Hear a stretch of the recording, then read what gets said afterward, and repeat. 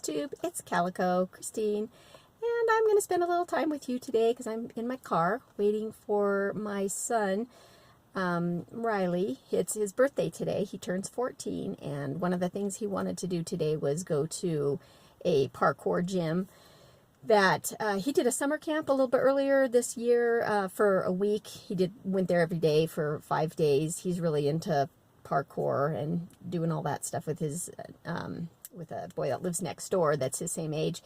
And anyway, for his birthday today, he wanted to come here for their open gym, which is about an 1.5 hour session, and it's about 30 minutes from my house. So I thought, rather than just dropping him off, driving all the way home and coming back, I thought I'll just sit in the parking lot here and cross stitch while he's there, because I haven't done any cross stitching for a 1.5 months. I have not put in a single stitch. I don't remember, I think it was the end of May. I may have said in my last video, but yeah, I know that I didn't do any cross stitching the whole month of June. I'm pretty sure. And it's now July 15th, and so yeah, 1.5 months. I think it's been a 1.5 months. That's about the longest stretch I've gone without doing any cross stitching at all. So yeah, I brought some with me. I actually just grabbed a bag that I had some a project already loaded up. This is my Marjolaine Baston, and I thought I might work on it. And if you want to look back at my other videos and see this, I'm kind of in a cramped space here, but I know if anybody that's been watching me for a while already knows about this one. It's gorgeous, and I was going to work on that today. But then I remembered that there was one I wanted to start, and I didn't bring the picture of it. It's one that I showed in my last video. Not my last video, actually. I'm going to digress for a second and talk about my most recent video, which was the one about my Instagram. So, oh my gosh, guys, I just want to thank you all so much for finding my new account and all the support you guys gave me. It was just great. Everybody's like, oh, I can't believe... You know, why do people do that? And I still have no idea. Why do people steal somebody's Instagram account? I have absolutely no reason why somebody would just want to take somebody's pictures and have them as their own. You know, I just don't understand. But I'm moving on. I'm getting past it. Yes, I had to be really angry and pout about that for a while, and I'm still really annoyed, but I'm moving on. And it's definitely helps that so many of you have come to follow my new account and have blocked the other person that, you know, took my old photos. I really appreciate it. I keep checking that account to see how many followers it still has, and there are quite a few, but when I look to see who's following that account, it's mostly... I know, I'm sure, I know this doesn't just happen to me, but, you know, you get those random single men that just say, oh, you know, Robert or James or somebody, you know, started following you, and, you know, clearly they're using it kind of like a dating service or something like that. I don't know. But I had a lot of those guys following that other account, so it kind of like cleaned that all out, because now when I get a request that somebody's following me and they're just a man's name with some pictures of him with like his dog or something like that, and I block them. So I'm not letting any of those guys. So automatically, if you're just have a single name, you know, just a man, and you just don't really have anything cross-stitching related, I'm going to block you. So anyway, but I do have all the people certainly that I remember from following my old account have started following me again, and I appreciate it because it made this new account feel just like home again. I can get into my little feed and scroll through and see familiar faces, and a lot of new faces too. So a lot of you have found me recently, and I appreciate it, and thank you for following me. And I try to follow everybody back. Like I said, if I look and you show some kind of cross stitching or something in your a feed, and you know, sometimes I don't follow everybody back if they don't have any posts at all, but I think it just depends on my mood at the moment, because I think, well, maybe I should follow them because they might start posting some cross-stitching stuff. So I don't know. I try to follow most people back, though. But I just really thank you so much for doing that. You know, it's kind of one of those things where I get on and I'm like, oh my God, my Instagram account was hacked, and, you know, it's so horrible. But then after I post it, then I'm thinking, gosh, that's just such a minor problem compared to a lot of problems that people have. And then I feel really kind of silly about it, because I clearly was more attached to my Instagram account than I should be, because in the whole scheme of important things in life, my Instagram account is not something I should, you know, be that concerned about and that disappointed about. So moving forward, I'm going to try to not be so attached to my Instagram post, and just in case that, you know, something like this happens again. But yeah, anyway, moving on. What am I going to work on right now? Because I only have a few minutes, and it's weird. When I haven't cross-stitched in a while, I feel like I know I haven't forgotten how, obviously. I mean, it just feels weird when I haven't been in the mode for it. But this, I don't have the picture, but it's called SOAR, and I showed it in, not my last video about the Instagram, but the one before that. It was the one about the Decora Eagles, and it was made by, why do I always forget the name? With Thy Needle. With Thy Needle. Yes. Excuse me 1 second.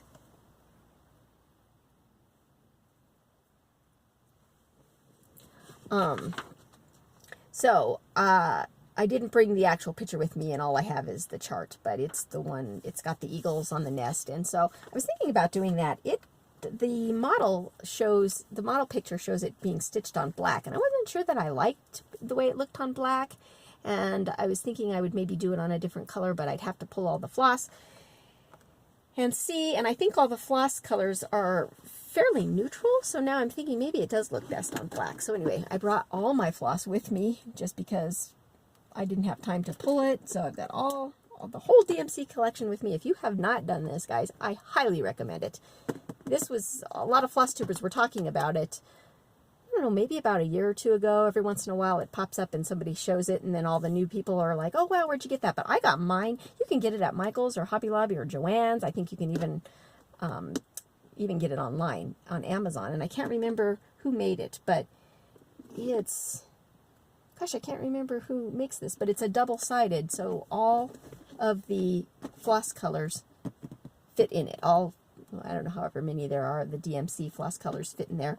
And yeah, and I just keep track. I have this little, it's kind of a little sheet of paper that I have, because when I bobbinated all my floss, I have duplicates of a lot of them. So what I did is I have that little sheet of paper that tells me of a certain color how many extra floss I have of that, how many skeins I have. So when I run out of one in here, I know to either write down that I need to go buy it, or I can go look in my excess stash and get another skein. So yeah, it works out pretty good. But I really like it, because it's like when you're on the go and you want to just take all your colors with you, they're here. So highly recommend doing that. I know that I said also in my last video that I had a bag of stuff that I was going to go through and talk about and show some of the stuff that I bought, and I didn't bring any of that with me, so I literally just kind of grabbed this as I was heading out the door. And I did look in my stash really quick for to see if I had some black, and all I have is 14 count black Ada. So that's another thing I have to decide, is if I want to stitch this on 14 count, if I do it on black. Yeah, I'm not a huge fan of 14 count Ada, only because I don't really know why I'm not. I think that just the stitches are just bigger than I like. It's not like I have anything against 14 count or Ada. I just, you know, 18 count is my preferred, and I like it. It's just a little bit smaller, you know, but not too small. But, you know, for some reason, this doesn't look like 14 count. It looks like 18 count, but I don't know. I may just go ahead and stitch this on 14 count and use up this black Ada in my stash. Or I might just work on my Marjolaine Baston and think about that other one a little bit more. I haven't really decided yet. But that's all I really have to talk about right now. I thought I would just check in, though, and just, you know, once again, thank you all for following my account. And yeah, I don't really have a whole lot. I haven't been watching much FlossTube. I have been working on some things, some fun things, not stitchy related, and I don't know if I really want to mention it on this channel yet. I haven't decided where I want to go with that yet, if it's something I want to integrate in with this channel or do another channel when I talk about it eventually, but it's just another crafty endeavor that I'm in, and it's just been taking up all my time, and it's been really fun, but I feel completely out of touch with all the FlossTubers, and yeah, I've been trying to watch a little bit more FlossTube lately, but there's other videos on YouTube that I've been watching, so, you know, y'all know, it's just, you need more time in the day to watch all the things we want to watch, and there's all the FlossTubers and stuff, so I do try to check in with in Instagram and kind of get a quick glimpse of what's going on, and making sure I've still got my finger on the pulse of the FlossTube community, even though I don't feel really actively in it right now. But I've been getting a lot of subscribers on my channel, so if you are new, welcome. I really appreciate you subscribing. I think it's that bag tutorial I did that's bringing people to my my channel, because that thing's got like tons of views on it right now, so I'm so excited that it's helpful for everybody. I mean, I came so close to not even posting that, and I'm glad I did, because apparently a lot of people have really enjoyed it, and you know, I get comments about people, you know, still using it and making their own bags and stuff like that. So I'm really happy that I was able to contribute something, because I certainly have gained a lot from all of the FlossTube community members since I've been a part of it, and so it's nice to give something back to them, to you guys. That's it. I think I'm probably going to keep this pretty short, because I don't have a whole lot of time to do some stitching, and I should get some stitching done. So, all right. Well, guys, if I have anything else to say and think about it, I'll just pop back in here. But for now, that's it. I just wanted to say hi, and I hope everybody's enjoying their summer, and I will be talking to you soon. I don't know when, but I'll check in as soon as I have something more interesting to talk about. So, all right. Bye, guys. Hi, it's me again. A little bit of time has gone by, and by the time I got myself organized, I decided, yes, I am going to use the black 14 count Aida, and then I realized that I didn't bring a needle with me. The only needle I have is the one that was on my Marjolaine Baston, which I think that's 18 count, but this needle that is in it is really tiny. It seems like it seems so tiny, and it seems really sharp, so what it does is it keeps piercing my Aida cloth, like not where the hole is that it's supposed to go in, but it keeps piercing it. And you know how anybody that stitched on Aida, you know, it's kind of hard to see where the holes are. Anyway, this is actually a good place to stitch on black, because it's got a little bit of the light, you know, the natural light. By the way, it's really raining right now in my car. I don't know if you can hear that at all. We haven't had rain in ages here, and then it's been really hot, and then today it's overcast, and we're getting some much needed rain. So I'll show you where I'm at right now with my stitching. Let me just get my, yeah, stitching on black is really slow going, that's for sure. I forgot about that. So this is all I've gotten done.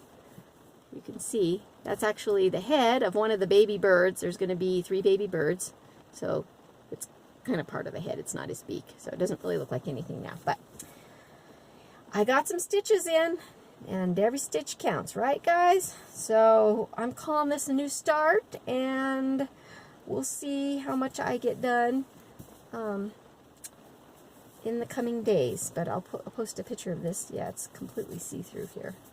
So, yeah, not much, but something, right? So I'm calling this a new start, and yeah, woohoo! All right. Let's go. About time to go get my son, so I didn't get much done. Yeah. But I got a FlossTube video recorded, right? So that counts for something, too. But that's it. Okay, guys. I'll talk to you later. Thanks for spending some time with me today. Bye. It's me again. I'm still here.